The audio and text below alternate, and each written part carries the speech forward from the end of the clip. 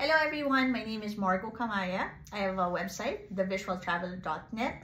I also have a YouTube channel, youtube.com/Margo Kamaya, and you can also find me in Facebook, facebook.com/thevisualtravelerblog.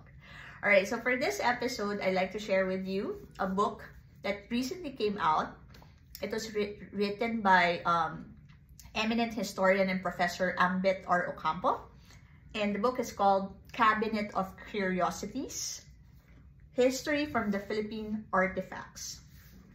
You can buy this in National Bookstore, online, in National Bookstore, Shopee, or Lazada.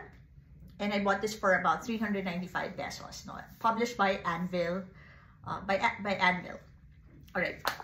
So you might wonder, where did the name Cabinet of Curiosities come from?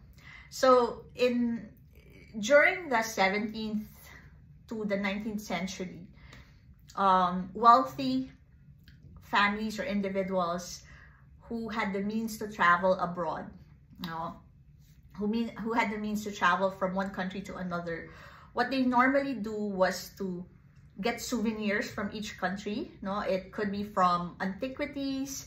It can be from, let's say if they went to Greece, right? Or Athens, Greece, or Rome, or Italy, or France, they always get souvenirs. And what they do is, they put it in a literal cabinet, right? All of their souvenirs to show their friends. So that's actually where the Cabinet of Curiosity came from.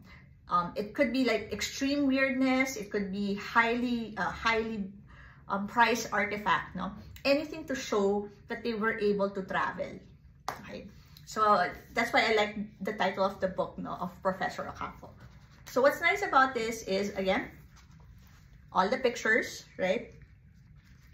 You can see colored pictures if it's possible or appropriate. And it's also divided into different periods of time in Philippine history. So what he did was, what are the important aspects, tangible. So that's why it's also called Cabinet of Curiosity. So if you were to travel into time, what will be the tangible assets or artifacts that would represent the country's history at that particular time?